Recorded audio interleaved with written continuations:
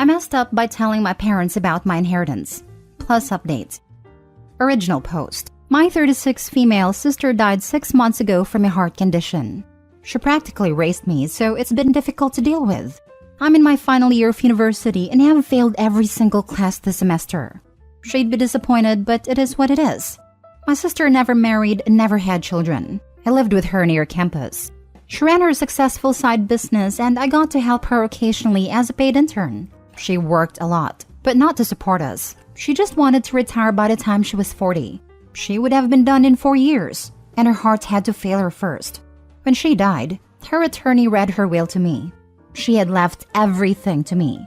She had a generous amount of money put away for her retirement and side accounts for various activities for her retirement. I did not know that she had made several real estate investments, so she could continue living a comfy lifestyle once she retired. She left her 2006 Subaru to me and willed our current house to me as well. She left nothing to my parents, but as they didn't know she had assets, they willingly paid for the funeral and any other associated costs. My sister was no contact with our parents, and I'm very low contact, and we are their only 2 children. At the funeral, my parents asked me how I was going to continue going to college without her money, as they thought she paid for them when I have student debt. I told them I'd continue to take out loans.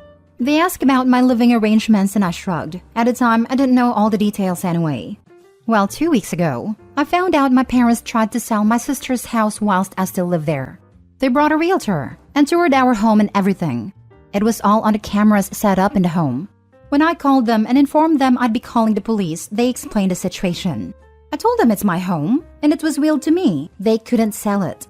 They were very confused, so I told them to meet at my attorney's and set a time. Cue today, my attorney explained the will to my parents. My mother went white as a sheet, and my father was grumbling about suing me for his rightful money, plus the cost of the funeral. My mother began ugly sobbing, telling the attorney he was wrong. Her daughter would not leave the house to someone like me. The attorney cut the meeting short, and now we're preparing for the inevitable lawsuit coming my way.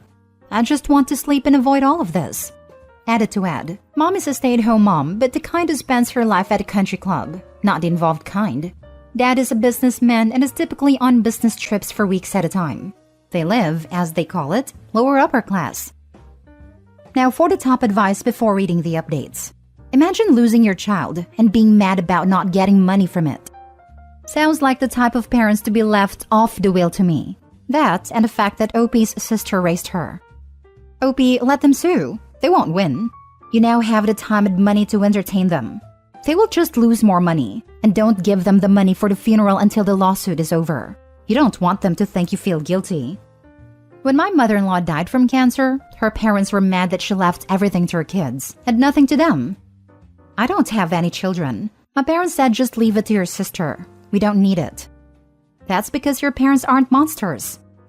Exactly. These parents are freaking monsters failing to hide in human skin. This is like the situation you see in shows, where the parents racked up so much debt that they sold their own kids into slavery to pay it off. Except it's real life. I hate people that only think about money when a loved one dies. That's all my wife's aunts and uncles cared about when her grandfather died. Apparently, they wanted this big house enough to start suing each other. I'm glad my wife's parents stayed out of the whole thing. I hope you have now changed the lock. I haven't yet, but you make a good point. I'll get on that today. Question: how did your parents have a key to her house when she has no contact with them? I gave them a key after she passed. Mistake on my part. Now for the first update. I didn't expect this to blow up, to be honest. Thank you everyone for the support. I've gotten to read almost all the comments and I feel a lot less anxious now. I did talk to my professors and 4 out of 6 of them gave me extensions, but the other 2 are being jerks about it. It's fine though. I did sign up for my school's grief group. I just got done changing all my locks too. Thanks to everyone who helped me with home stuff too. I'll be sure to watch the home insurance bill or get a financial advisor or something. My sister's degrees and mine are in the same field, so I'll be continuing her business too. And I'll need a real estate attorney to redo the leases on her other rentals, I guess. I don't know. It's overwhelming. Since this keeps coming up, I stupidly gave them a key a few months after she passed. I didn't know they'd even be trying this until after the fact. The will doesn't say anything about them, but I'm leaving it up to the attorney to figure everything out. I will be paying them regardless for the cost of funeral, celebration of life, etc. Father sent me a text apologizing. Said he wanted to sell the house because of the market right now but won't push me. We'll give more details at some point. Gonna see how this plays out first and I'll give an official update at some point. Second update. My father stated he will not challenge the will but warned us mother is still going to try. He said to my attorney, not me, that despite his efforts to convince her, she's saying mental health issues will prevent OP from doing what needs to be done. My sister's best friend Amy was looped in since mother would be challenging the will, which she is a part of. She's been amazing, and I'm very happy she's around. She used to live with my sister and I, but left when she died. Not because I wanted her to. She said it was hard being in our home, but she decided to come back after all of this. I told my attorney since my sister had money set aside for a funeral anyway, I should offer to at minimum pay them back. They, Amy and attorney, both agreed it'd be a good idea so my parents won't have a leg to stand on in court. Attorney has another meeting scheduled with my father on Friday/Monday, depending on his availability. Things are going fast, and I didn't expect them to go this fast. It's like my head is spinning. As for school, had a meeting with the dean and my academic advisor. Finals are next week, so they thankfully moved it up. I explained the situation to them and they were apologetic and let me know they'd talk to my teachers. The dean got back to me today and said the teachers weren't willing to compromise and ultimately it was up to them. He suggested I get the withdrawal for the classes so I'll drop those classes. I'm taking a semester break too, as a lot of you suggested. Oh, and for the Reddit user who said to offer free housing for the first year as a scholarship, Amy thought it would be a great way to honor my sister. Not sure the process for that, but Amy said she'd help me figure it out once I'm out of school. I'm happy Amy's back at home. Doesn't feel quite as empty as it did before. I'll update again if there's any other developments. But for now, I'm gonna log out and let my attorney handle this. Thank you everyone for the advice. Grief screws with people, eh? Sounds like your dad has calmed down, but your mom has got her eyes on a payload. With time, hopefully it all settles without costly court drama. Good luck. Someone recommended reading stuff on r/justknowmother-in-law, and a lot of the stories have behavior that my mother exhibits, so it wouldn't shock me if she was one of those. I'm still being wary of Dad because he is a businessman and this could be another trick. But for now, it is what it is. He might have only gone along with it in the beginning to keep peace with your mom. Or he may be playing the good cop. It's odd that he still tried to convince her to sell the house because of the market. Why would that matter to him if he's not going after any of her money? The sister said she wanted the house to be used for student housing. Why would he advocate going against her wishes? Seems fishy to me. Might be a good idea to find a therapist/counselor to help you through all this. Dealing with the loss of a close family member is hard enough, but adding the stress of dealing with the extra legal drama isn't making it easier. Check with your lawyer. But if your mom tries to pull the mental health card to gain control, you'd potentially have them as a witness to counter your mom's mental health shenanigans. Good luck and I'm sorry for your loss. Now for the third and final update. I wanted to keep it mostly vague, but update you all. We settled prior to court for an undisclosed amount. She agreed to drop some things like slander, if I agreed to drop some things like emotional distress. Side note, those are just examples and most definitely not the things we discussed. We both came to the agreement that I could post whatever the heck I want. Dad pushed the whole freedom of speech stuff. I said I wouldn't let her take it on from me, but honestly, I was just too exhausted from it. I can't go into much detail, but I may make a new account and start posting all the crap my mother has put me through. Since everyone, meaning my parents, knows about this one now. Amy's still being an awesome mama bear, and I was looking into adult adoption or at minimum changing my last names to hers. I want no ties to my parents. Anyway, thanks for the support and love. And yes, my father has been refunded for anything funeral related. Death and money brings out the worst in people. Relatives lining up to get their hands on the assets of the deceased. I have seen this happen a number of times, and it is freaking depressing. To everyone out there, spend the money and get a good quality will written up by a lawyer who knows their stuff. Absolutely this. Husband's father died last year, and it has been an absolute nightmare to deal with his wife. She's kind of been a gold digger for years, and his death has not stopped her. Things rightfully in my husband's name, she's attempted to take her outright stolen. Get the ironclad will. It's worth the money. Also, go through your home about every 6 months to a year and document everything expensive you own. Update the list when you make big purchases. Someday it might really help out your children. This was not done with my husband's father, unfortunately, so some of the stuff his stepmom has stolen are gone forever since there was no good way to prove they existed. Jesus, this is my sister right now. She's trying to keep me out of everything. Retirement fund? Sorry, but I'm listed as a beneficiary. Life insurance? Not only am I a beneficiary, I'm primary while she's secondary. The house? Yeah, so that's in a trust with a total of 5 people in it. I'm the tiebreaker. Mom's jewelry? Mom gave me mine months ago. Loved her face when I purposely wore a specific necklace that was actually worth something to Christmas dinner. My house? Heifer. That's been mine for years. No, we won't be selling it so that we can split the proceeds, because your butt has 6 figures in student loan debt, a shopping addiction, and an inability to live within means. It's my freaking house. I live here. Mom's bank accounts? She messed up there and used Mom's debit in front of our dad, and he financially cut her off. Her excuse? I'm power of attorney. Yeah, so that ended when Mom died. She's an attorney, by the way. I'm watching this crap show like, well, this is gross. I'm keeping receipts literally and biding my time.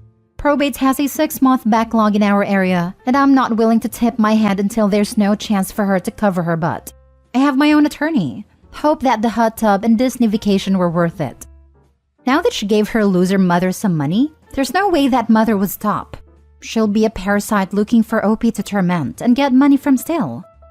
Since they settled before court, there's probably a paper trail and conditions written down by a lawyer, just in case she tries to go and sue later.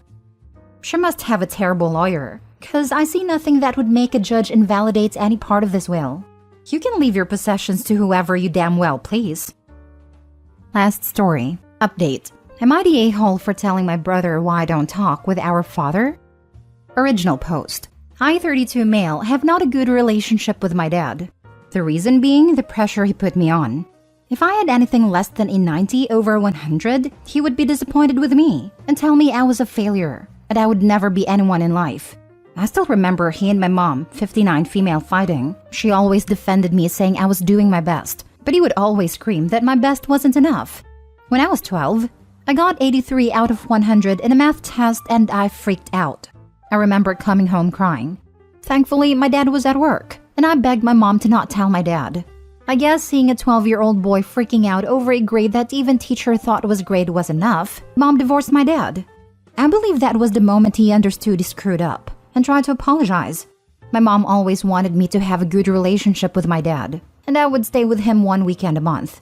At 16, he had my brother with my stepmom, and I had to watch the same man call me a failure be the best dad to my brother. Then at 18, I cut my dad and his family off, with the exception of my grandparents and my uncle. 1 year ago, my grandfather passed away, and at his funeral I saw my dad and his family. My dad briefly looked at me and then turned his head down in shame. My uncle came up to me. He said he understood if I did not want to talk to my dad but asked if I would talk with my brother. I said yes, and I met with him outside. We had a great conversation, and in the last year, he has met my wife and children, and we have a good relationship. A few days ago, my brother asked why I don't talk to our dad. I told him what I wrote here and more. In the end, I told him our dad wasn't good to me, but that did not mean he should stop talking to him as well. Yesterday, my uncle called me and said my brother and my father fought because of what I shared with my brother. Now for the top comments before reading the update. Childhood trauma is very hard to move past because it happens in our formative years. I know this from personal experience. You weren't trying to cause problems, just explain why you do what you do. I had the same kind of talk with my brothers about 20 years ago, not the a-hole. That's the worst bit, isn't it? That your real memories and experiences are seen as dredging up the past and causing drama. As if survivors can simply make everyone else comfortable if we'd stop talking about how much pain we're still in years later. Not the a-hole, clearly. That method of thinking makes me shake with fury. It's like people saying that the life of the person who did harm shouldn't be ruined over a mistake. It takes zero account of how the victim will forever carry that trauma. That even after decades of therapy, it can still peek out and mess things up. My favorite line was, keeping the peace. Whose peace? Sure as heck wasn't mine. After all the life experience you have now, you might realize that he was far from perfect. And that when his wife divorced him for treating you badly, he finally took stock of who he was. And because he lost you and his wife due to immature, unreasonable behavior, he changed his ways. The fact that he was still ashamed years later at your grandfather's funeral shows that he matured and has a very active conscience. What do you want from him? Do you think that your intransigence is similar to his when he was hard on you? Because of you, he became a good father to his other son. You might think about forgiveness and forging a relationship with him. I just can't. I was in therapy for 10 years, and every time I was with him, I was nervous he would scream at me. I am way better now mentally now that I've cut him off. I am happy he was able to be a good dad to my brother. I just can't be with him. Now for the update. So a few people have advised me to talk with my father and reconnect with him. I won't do that. It's hard to explain. Although I don't hate him, the trauma is too much for me to handle. I talked with my brother. He told me he fought with our dad because he believed what our father did to me was unforgivable, and he now blames our father for never having a brother. I told him that I will always going to be his brother no matter what, and that our father has learned from his mistakes. My brother asked then why I didn't forgive him, and I told him what I wrote here. They are talking again, so overall this went better than what I expected. Thank you for the update. Generous of you to acknowledge your father has learned. I can only imagine how bad a trauma must still be. Yes, great update. I get not wanting to reconnect with your father and support your decision to separate yourself. You are being very generous by encouraging your brother to maintain and enjoy his relationship with dad. I can't imagine how hard it must be for you to sit on the sidelines and watch him be the father he should have been to you.